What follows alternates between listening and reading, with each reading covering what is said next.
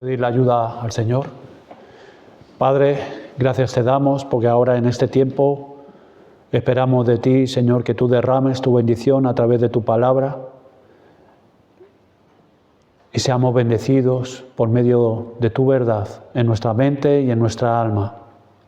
Que podamos ser enseñados como hemos cantado y todo redunde para más amor a ti, más amor a Cristo y al Espíritu Santo, más obediencia, más entrega por nuestra parte. Oh Padre, ayúdanos, sosténme ahora a la hora de predicar tu palabra y sostén también a los hermanos aquí sentados. Podamos estar delante tuya siendo de tu agrado. Te lo pedimos en el nombre de Jesucristo. Amén. Estamos en Primera de Reyes, capítulo 19, en la vida y ministerio del profeta Elías. Hoy vamos a considerar los versículos del 8 al 14.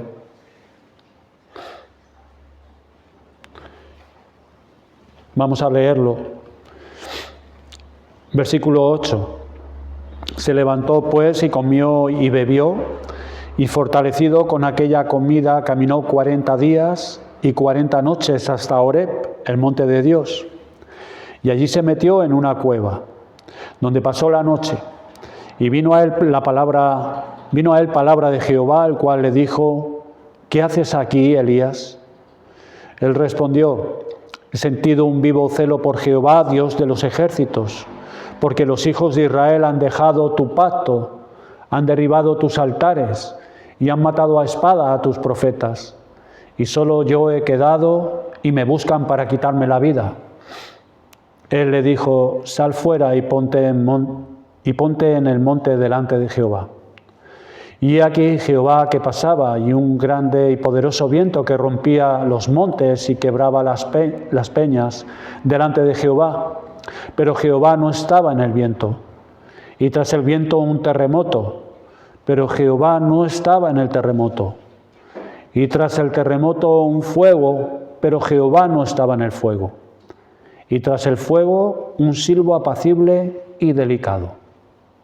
Y cuando lo oyó Elías, cubrió su rostro con su manto y salió y se puso a la puerta de la cueva. Y he aquí vino a él una voz diciendo: ¿qué haces aquí, Elías? Él respondió: he sentido un vivo celo por Jehová, Dios de los ejércitos, porque los hijos de Israel han dejado tu pacto, han derribado tus altares y han matado a espada a tus profetas.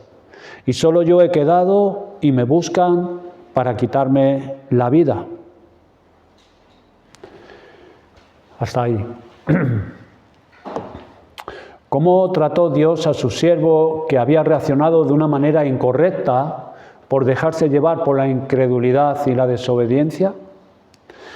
Pues el Dios que se nos dice que le tenemos que agradar con temor y reverencia, pues es fuego consumidor. Aquí en esta ocasión, y por distintas razones que en su momento hemos visto, trató a Elías en su gracia para restaurarlo. ¿Cómo se aplicaría aquí? Dios no es injusto para olvidar vuestra obra y el trabajo de amor que habéis mostrado hacia su nombre. Si Dios es así con aquellos que andan con Él, sabemos que hará lo mismo con nosotros cuando estemos en circunstancias similares. Cómo Dios tomó la iniciativa viniendo a este hombre que se había retirado al desierto y se había abandonado debajo de ese enebro para buscar la muerte. Y cómo lo trata, lo conduce y cómo Dios le habla, para al final traerlo otra vez a la comunión con Dios y a una esfera de utilidad y servicio. Dios no solo nos atrae a Él por la fe para darnos el perdón y la vida eterna, sino que además sigue manteniéndonos en la fe y nos sostiene hasta el fin. Esta gracia abundante de Dios se manifiesta en toda la vida de un verdadero hijo de Dios, pues por gracia somos salvos y por la misma gracia somos sostenidos para poder perseverar hasta el fin. Miren a Elías como una muestra de esto. sostenido también por esta gracia. ¿Qué pasos había seguido Dios para restaurar a su siervo? Pues le había manifestado claramente su amor y cuidado, por medio del ángel de Jehová, por Cristo mismo. Restauró el agotamiento de su cuerpo con la comida. Y más tarde Dios le manifestó su presencia con él, dándole esa fuerza sobrenatural para caminar ese largo tiempo con una sola comida. Y luego le enfrentó a su estado interior con aquella pregunta que le hizo. Veamos en esta mañana la reacción de Elías a la pregunta que Dios le hace, allí en el versículo 10. Las dos veces que Dios le preguntó esta cuestión, allí en el versículo 9 y versículo 13, el profeta respondió exactamente lo mismo. Esta pregunta era fundamental para su restauración espiritual. Y las respuestas que da el profeta eran en sí mismo verdaderas, la hemos leído. Allí en el 10, he sentido un vivo celo por Jehová, Dios de los ejércitos. La primera respuesta que da el profeta era verdad. Era un hombre que se le había despertado un gran celo por Dios. Que el nombre de Dios, su causa y su verdad era el gran interés en su corazón. La segunda razón de esto, él dice, porque los hijos de Israel han dejado tu pacto, han derribado tus altares y han matado a espada a tus profetas. Esto era por lo que estaba pasando en la nación, lo cual era también verdad. Una situación de apostasía. Habían dejado el pacto de Dios y la adoración a Dios para adorar a otros dioses. También era verdad que él era el único que quedaba como vocero de Dios. Él dice, y solo yo he quedado. Sí había quien amase a Dios, ya vimos a Abdías, pero que llevase la causa de Dios de forma pública, solo estaba Elías. Y estaba en peligro de muerte. Así que todo esto era verdad, lo que Elías responde. Pero siendo todas estas afirmaciones correctas y verdaderas, ¿justificaban lo que había hecho Elías? ¿Serían suficientes esas razones para actuar como había actuado, con incredulidad y desobediencia a Dios? De manera que Dios con esta cuestión quiere que Elías analice sus pasos y cómo llegó a ese enebro y pensó semejantes cosas. Pero el profeta encontraba justificaciones para haber obrado como obró y estar ahí. El hecho que se le pregunte otra vez en el versículo 13 da a entender que la primera respuesta por parte del profeta no era satisfactoria para Dios.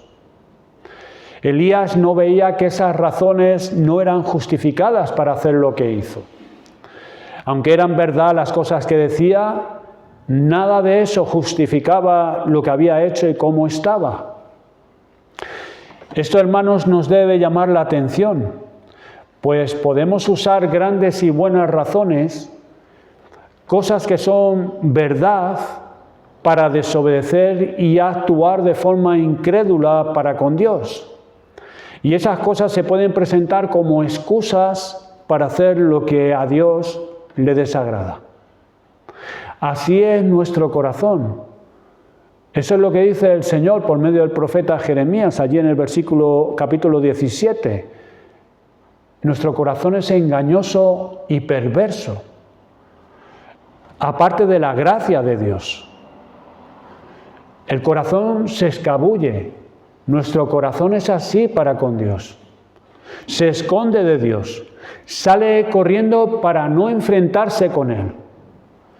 Y si no le queda más remedio que encarar a Dios, presenta excusas y más excusas para afirmar, no he hecho maldad.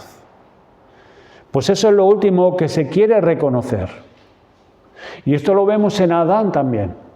Cuando Dios le hizo esta misma clase de pregunta, allí en Génesis capítulo 3, versículo 9, Él empezó a presentar excusas. no eran tan nobles como las de Elías, pero el principio del comportamiento fue el mismo ante la misma cuestión de Dios. El patrón siempre se repite. ¿Cómo es que nos dijeron Adán y Eva, estoy aquí porque pequé contra ti, Dios? Fui incrédulo. Señor, es verdad, desobedecí tu mandato. No vimos nada de eso. No se ve nada de eso allí en Génesis capítulo 3. ¿Por qué? Porque el corazón del hombre rehúye considerar su culpa y echa mano a razones para no hacerlo. Es Dios el Creador contra quien fue hecha la ofensa, que en su gracia toma la iniciativa para abordar el mal de su criatura. Porque si Dios no va en su busca, todavía ésta sigue en su camino de error y defendiéndose de Dios, quien ha venido a restaurarle y a sacarle de ese desvío. Esto es lo que hace el hombre en ese estado, resistir. Por eso Elías sigue ahí, sigue resistiendo a Dios. Él sigue ahí todavía no ha salido, no ha visto, no se ha visto a sí mismo. Ha perdido su perspectiva de Dios y estaba siendo conducido por su desobediencia y no daba la respuesta correcta, no iba al verdadero mal, porque no puede, porque no se ve, porque su pecado, su desobediencia e incredulidad ha cegado su mente. Él no lo puede ver. Es cuando Dios viene en su gracia para hacernos esta pregunta: ¿qué haces ahí? ¿Qué haces ahí? No tenemos por qué hacer eso, lo que estaba haciendo Elías, o lo que hizo Adán, o lo que hacemos nosotros en muchas ocasiones. Si es Dios en su gracia que nos está visitando, no tenemos por qué empezar a dar rodeos y excusas y demás. Es de su gracia que nos hace semejante pregunta. Así que debemos de ser honestos con Dios. Y es más, podemos ser honestos con Dios. Pues ¿de qué vale, hermanos, escondernos de aquel que todo lo ve y escudriña? Además, si el Señor viene así como fue a Elías para restaurarlo, Él tiene recursos suficientes en sus manos para restaurarnos también a nosotros a la comunión con Él.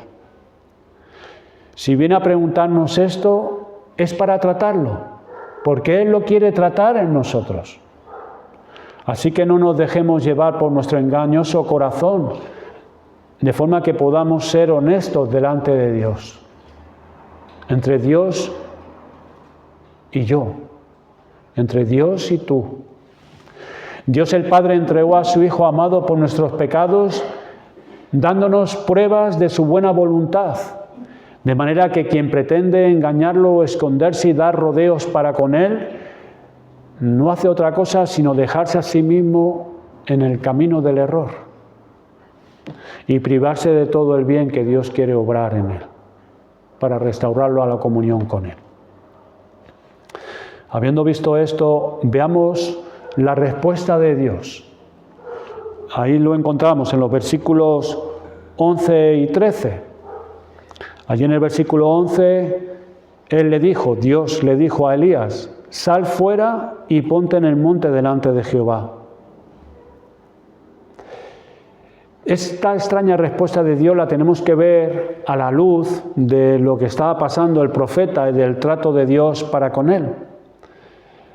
Dios estaba restaurándolo a la comunión con Él, para ponerlo otra vez en la posición de utilidad y de servicio. Dios no es un Dios de extravagancias, ni se mueve de forma arbitraria, ni hace las cosas sin ton ni son, sino cuando hace algo como eso, esto está preparado y calculado para lograr el fin para el cual lo está haciendo. Miren lo que el Señor le dice: sal fuera y ponte en el monte delante de Jehová. Y he aquí Jehová que pasaba y un grande y poderoso viento que rompía los montes y quebraba las peñas delante de Jehová. pero Jehová no estaba en el viento. Y tras el viento un terremoto, pero Jehová no estaba en el terremoto. Y tras el terremoto un fuego, pero Jehová no estaba en el fuego. Después de hacer todo lo que nos dice aquí, los versículos 11 y 13, se le iba a preguntar otra vez la misma pregunta que ya le había preguntado exactamente. Y él le iría a contestar lo mismo. Es decir, Dios hablándole no iría a explicar cuál sería su problema para que se diera cuenta, sino que lo que le va a mostrar Dios por fuera de la cueva, lo que verá el profeta por ahí, eso sería por fin lo que le haría entender al profeta lo que él debía entender. Pues notemos que después de su misma contestación, Dios lo enviaría a una misión. Versículo 15. Ve, vuélvete por tu camino, por el desierto de Damasco. Dando así por entendido que lo que pensaba el profeta bajo el enebro ya estaba superado. Pero nos quedaremos hoy solo en lo que Dios le mostró al profeta por fuera de la cueva, pues es de ahí de donde el profeta deduciría el error donde se había metido. De lo cual no se nos dice nada, no se nos explica que el profeta se dio cuenta y se volvió. No nos dice, sino al decirnos lo que nos dice los versículos 15 al 18, asumimos que el profeta ya estaba otra vez dispuesto a continuar y en el versículo 19 coge camino, partiendo él de allí. La voz de Dios que le había hablado ahora le manda que salga fuera de la cueva. Parece que salió, pero a la vista de todos esos fenómenos entraría otra vez en la cueva, aterrorizado. Versículo 13. Veamos los fenómenos. Allí en el versículo 11, el viento. Un grande y poderoso viento. Nosotros hemos visto algún viento fuerte. Hay vientos que alcanzan los 200 kilómetros por hora. Seguramente que en algún telediario lo has visto, en Estados Unidos, en otros lugares. Vientos que pueden tirar árboles, causar destrozos en ciertas zonas de las casas. Realmente es tremendo, es un poder, una fuerza y el ruido que todo esto despliega. Pero aquí supera todo esto. Creo que nunca se ha visto un viento capaz de hacer las cosas que aquí se cita. Dice, y aquí Jehová que pasaba y un grande y poderoso viento que rompía los montes y quebraba las peñas.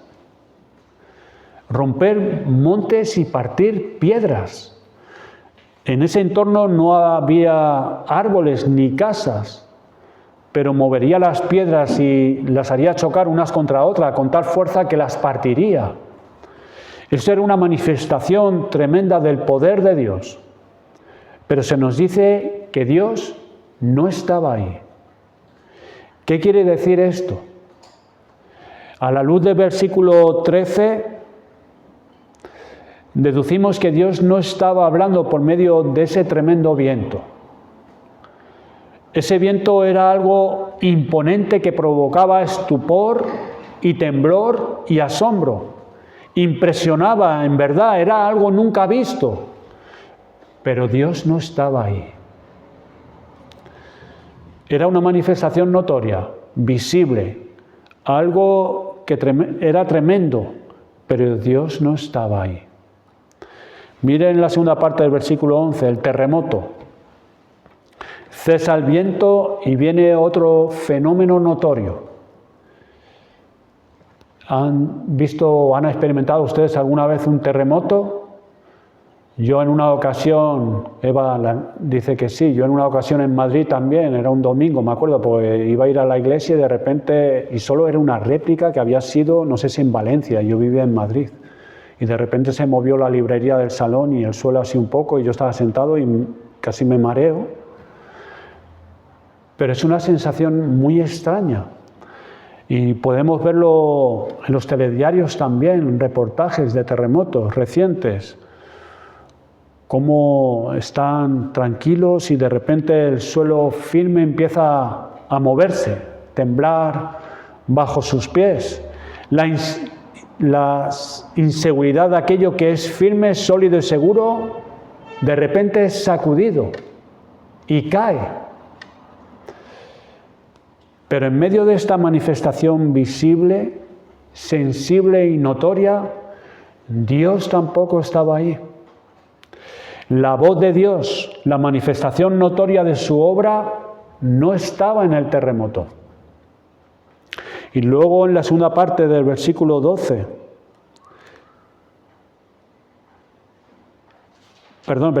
y tras el terremoto, un fuego.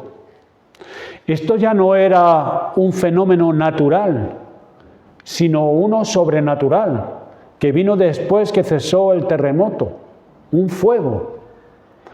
Una de las formas escogidas por Dios para acercarse y darse a conocer. Allí, de esa manera y de esa forma, Dios se dio a conocer y se acercó a Moisés en esa zarza ardiendo que no se consumía. O en el monte Sinaí, Jehová descendió en fuego. O la columna de fuego que dejaba claro la presencia de Dios en el desierto con su pueblo allí en Éxodo. O cómo Dios respondía con fuego, como lo vimos allí en el Monte Carmelo. ¿Cuántas veces el fuego significaba que Dios estaba allí? Pero en esta ocasión, no. Sí, eso era producido por Dios, pues eso no venía solo de repente, pero nada más. Eso era algo que asombraba y que llamaba profundamente la atención y que Dios lo estaba produciendo, pero Dios no estaba ahí. No manifestaba su palabra por ahí. Y después vemos la segunda parte del versículo 12 y versículo 13. El silbo apacible y delicado.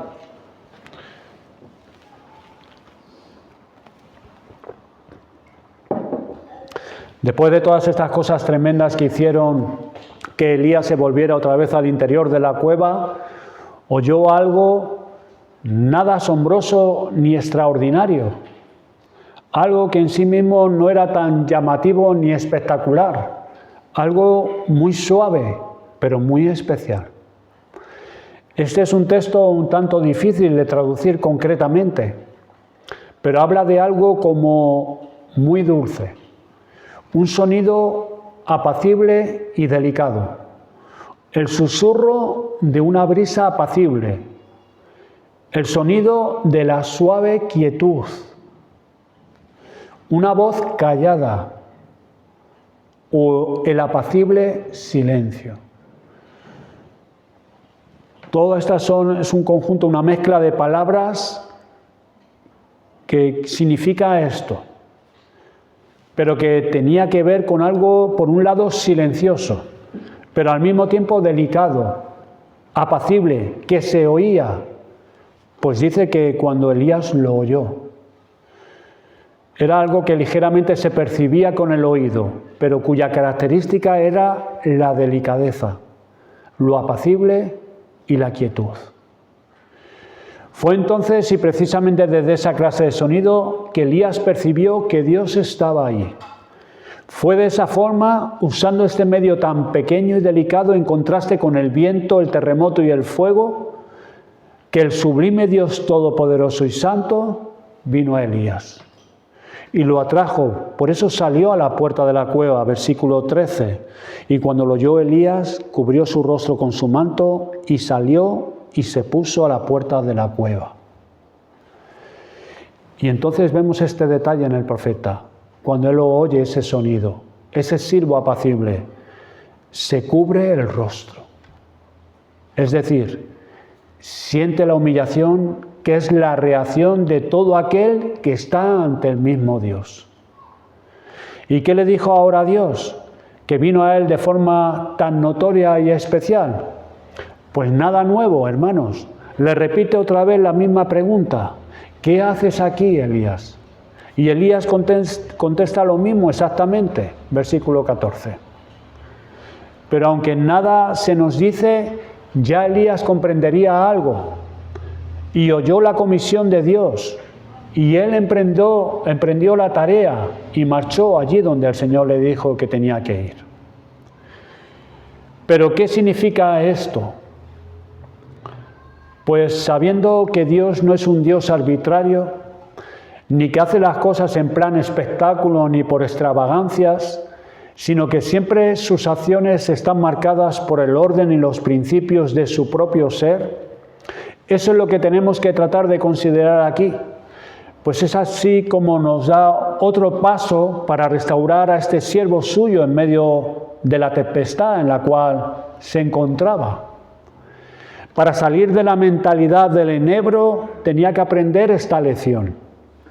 Y esta lección estaba ya preparado para recibirla después de haber sido tratado con todas las anteriores que ya hemos visto anteriormente. Y fundamentalmente podemos ver dos cosas aquí. La primera de ellas es que el profeta volvió a recuperar la perspectiva de Dios. Ya estaba otra vez delante de Dios, pero de la manera en la que se tenía que cubrir el rostro. Y esto proviene, hermanos, de una conciencia real de Dios en su poder y santidad, ante la cual no puedes hacer otra cosa sino humillarte a ti mismo. Esto es algo que caracterizaba a Elías anteriormente, como en el Monte Carmelo, cuando iba a buscar a Dios en oración, como lo vimos. La postura ante él era la humildad y la reverencia. Allí lo vimos, postrándose en tierra, puso su rostro entre las rodillas, siendo Elías quien era, con la fuerza que él tenía, con el carácter que él tenía, y ahí le vimos en el monte, como un niño, como un feto, tirado allí en el monte orando a Dios, él y Dios.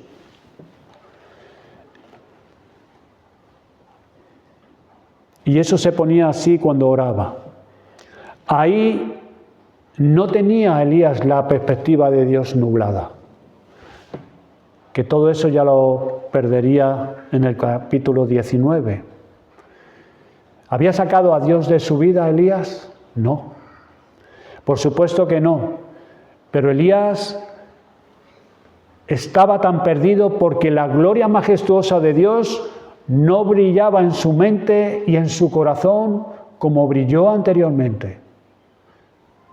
Y es por esa razón que lo que más presionaron sobre Elías no era Dios, no era su voluntad, no era la confianza, seguridad y tranquilidad que emana de su presencia, que ahora estaban tan distantes, sino las circunstancias que le rodeaban fueron las que le presionaron, el peligro, la amenaza, el miedo a los hombres. Y entonces por eso huyó despavorido, desierto abajo, deseando morirse. Ahora es que tenía a Dios delante de él otra vez.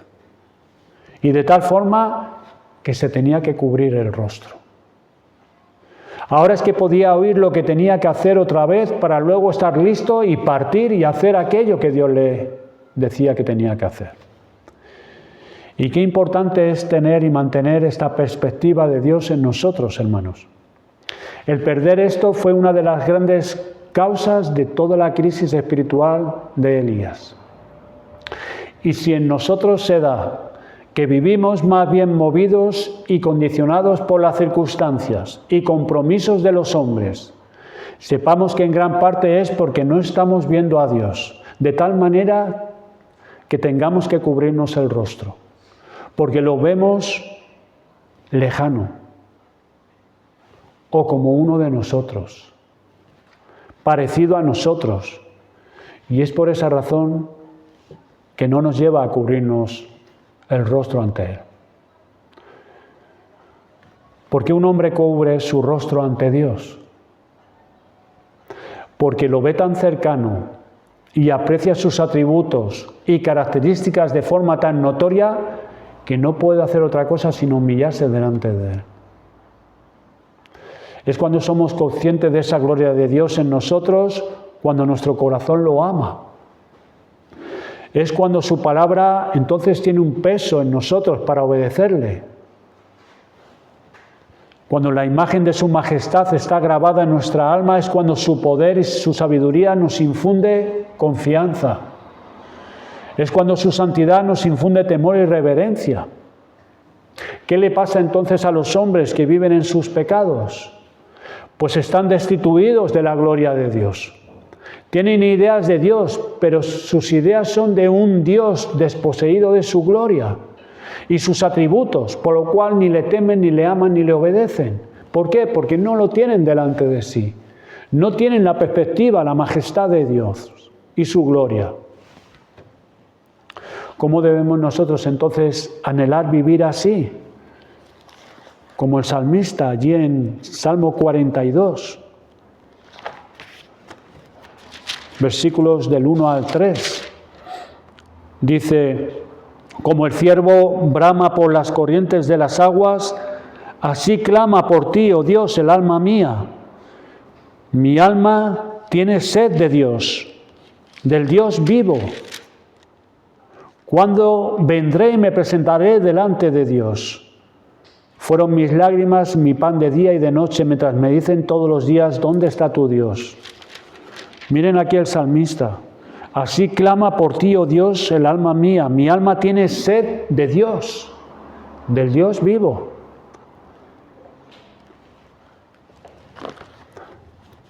La redención obrada en Cristo es de tal envergadura, tan completa y perfecta, que nos permite que entremos en el lugar santísimo. Y esto es lo que nos dice que debemos de estar mirando a Dios, pero a Dios en su gloria, porque esto es lo que nos transforma. Esto es lo que nos dice que debemos estar mirando. Mira a estos hombres que viven viendo su gloria, cuando van a orar a Dios, aunque sean para darle gracias por la comida. Se les nota que están ante el Dios de la gloria. Hermanos, ¿cómo vivimos nosotros? ¿Cuántos viven lejos de la gloria de Dios? ¿Y a quién tienen delante? ¿A quién están viendo? Nos podríamos hacer la pregunta: ¿nos parecemos más a los incrédulos y andamos como destituidos de la gloria de Dios? Lo que conocemos de Dios nos lleva a cubrir el rostro cuando vamos ante Él. Nos lleva a desear más, como el salmista: tengo sed del Dios vivo.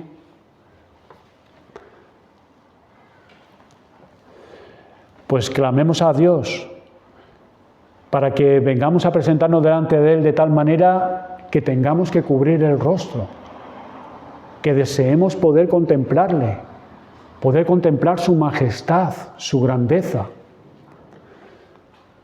porque es de esa manera que podremos amarle más, obedecerle y servirle con todo nuestro corazón. El otro gran punto de enseñanza es una modificación de lo que Elías asumía que debía de ser la obra de Dios y su forma de llevarla a cabo. El primer punto lo hemos visto: él fue restaurado, contemplando otra vez a Dios. Su perspectiva de Dios fue restaurada. Elías estaría inclinado a pensar que esa obra de sacar a este pueblo de la idolatría de Baal sería por medio de maravillas y señales, que con portentos y manifestaciones visibles de parte de Dios, entonces este pueblo dejaría a los Baales y se volvería a Dios con todo su corazón. Esto era parte de sus expectativas en el día del Carmelo. Con todas estas señales y maravillas, él asumía que la poderosa obra de Dios estaría hecha en los corazones de todos. Pero qué frustración para Elías cuando se dio cuenta que esto no fue así. Qué frustración para él cuando Jezabel le envió su sentencia de muerte por medio de un mensajero. Y la obra de Dios, hermanos, no siempre es por medio de señales y maravillas exteriores. Dios puede hacer su tremenda obra en el corazón de hombres y mujeres de manera silenciosa, imperceptible a los ojos de los hombres.